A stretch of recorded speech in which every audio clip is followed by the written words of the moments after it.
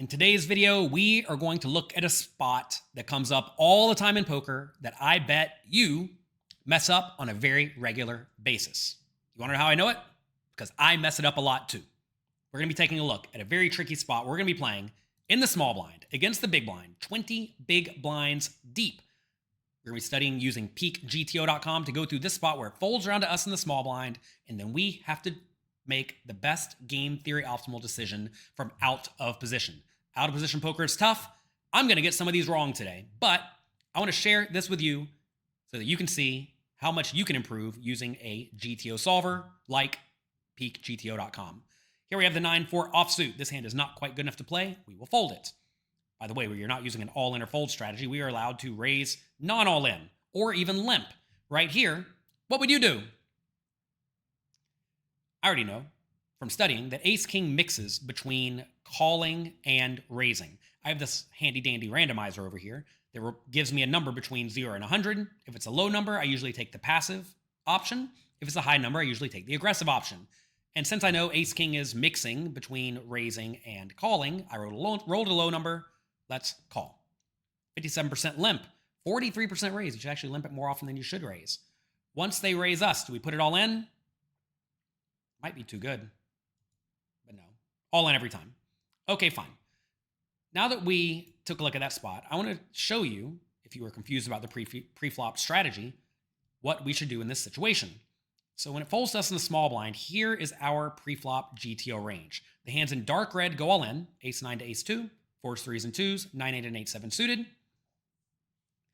And then the hands in red are raising. And this red raising range may be a bit of a mess and kind of hard to implement, which is why you need to make sure you study a lot away from the table so you know roughly which kind of hands want to raise in general. You should know this whole big section of suited hands limps a lot. These hands limp a lot.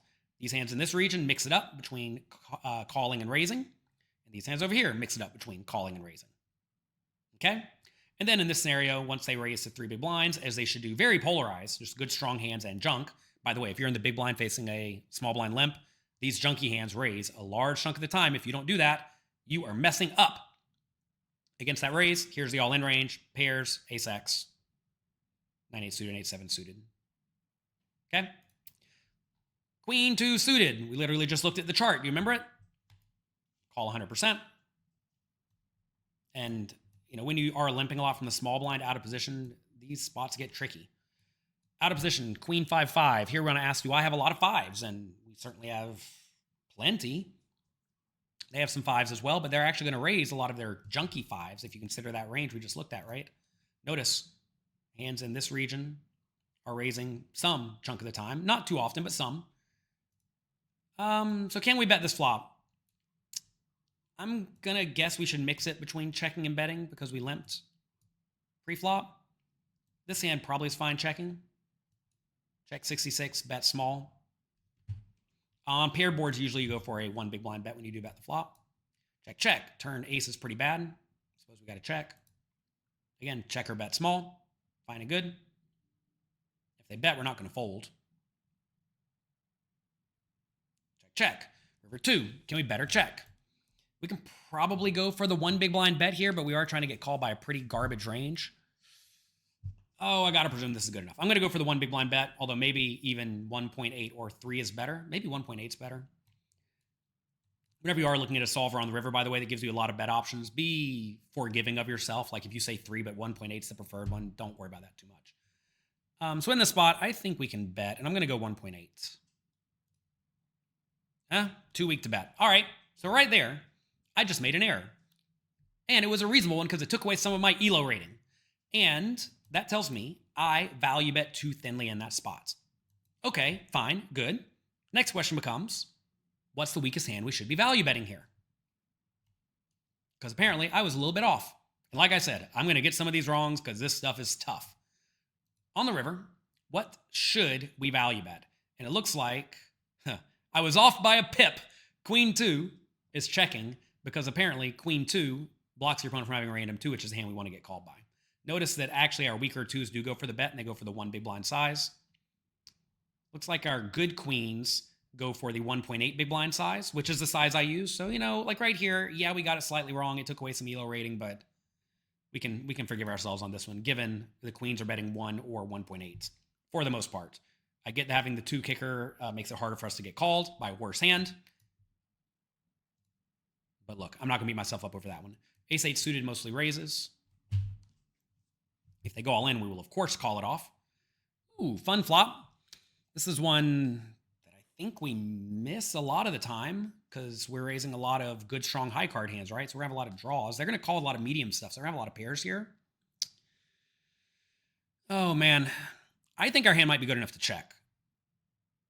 So I'm going to do that.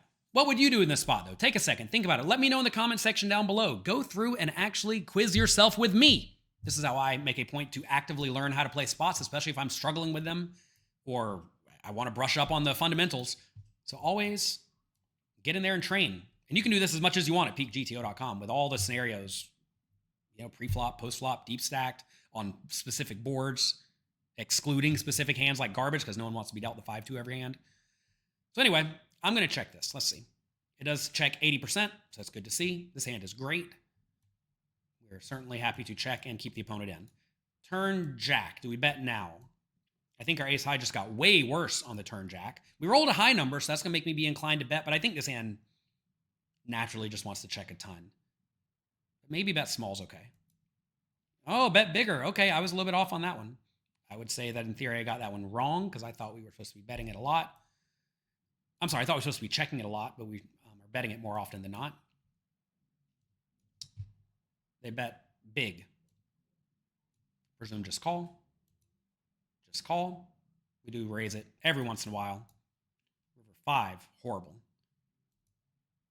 I think we check fold the river. Oh, the 5 river. They were going to bluff us on the river anyway. Here's an interesting question.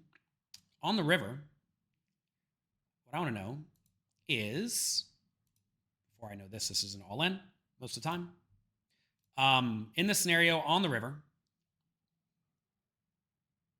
if we check, do they bluff with king 4? If they have king 4, or let's say king 6. So king 6 is bluffing a lot, king 8's bluffing a lot, king 4 does not bluff. So it looks like we do get to win at showdown some chunk of the time, which is good. On the turn, I said, I thought that our hand wouldn't bet that often. And again, this is where you really want to look at hands that are comparable, right? So we see like ace 7 doing a lot of checking, ace 7 of hearts, ace 6 with hearts, doing some checking, ace 8 with some checking. So again, I'm okay with getting this one, call it quote unquote wrong, but I would have used a smaller bet size in the spot, but it looks like the bigger bet size is being used in general. Cool, good to see. Jack-2 offsuit is barely good enough to call. 2% folds, haha. They check. 4-3-2. Another tough one. We're lacking all the absolute worst offsuit stuff, but they have it when they check sometimes, although they do raise a lot of their bad stuff. I think we should probably check this, but I could be convinced bet's okay. We do go for the check 94% of the time, so that's good. Raising a bet, we're not going to fold. Do we want to raise this? I don't think so, but what would we like to raise? We want to raise hands containing a 6, I think. Or are those good enough to call?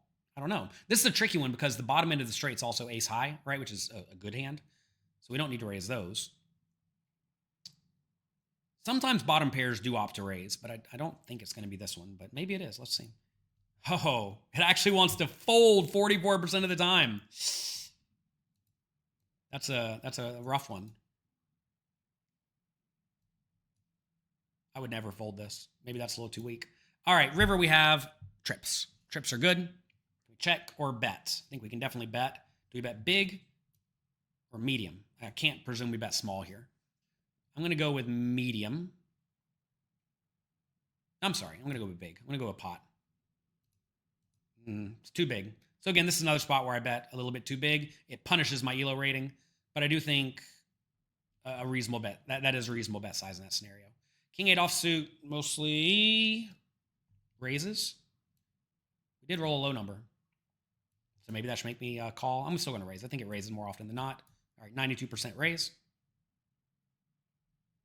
We get called, 4-3-2.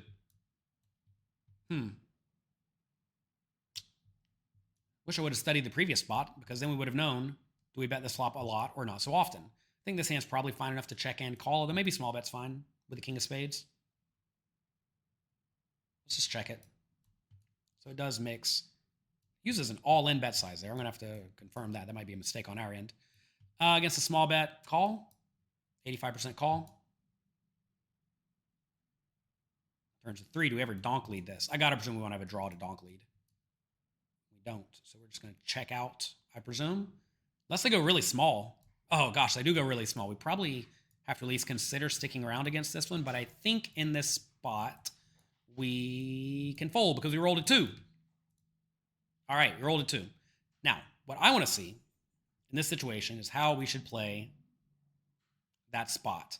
So, in this scenario, on the flop, I wanted to know, do we need to be betting this spot that often in general?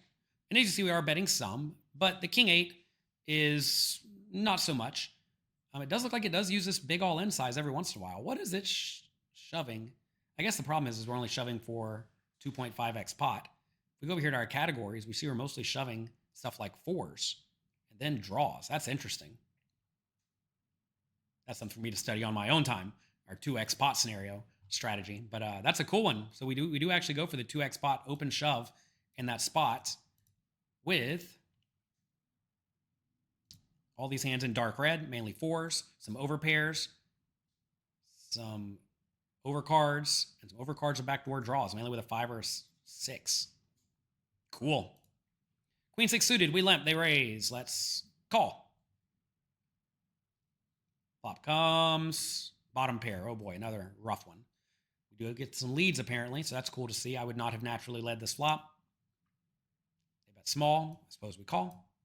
A little bit of raising. Like I said, bottom pairs with like backdoor draws does raise some chunk of the time. This is not going to be a leading turn. Hopefully they check it back. On the river, can we value bet this? Again, maybe a spot where I might value bet too thinly in general. I think this one's just closer to a clear check. We did roll a high number, so maybe we should bet big, but, or not big. Maybe we should bet in general. If we are going to bet this, is of course going to be small. I'm going to check it, though. Oh, look, it does bet small more often than I would have thought. So that's good to see. Again, like I said, short stacked poker is hard. A lot of people think 20 big blind poker is bingo, all in or fold. Make a hand go all in. Have nothing, check fold. But as you see, it's tough. It's difficult. Even I struggle with it. And that's why I work hard to continuously improve my skills at PeakGTO.com. You can do exactly the same. Get in there, study hard, and figure out how to play these tricky spots. Because if you play them way better than your opponents, the money is going to flow in your direction.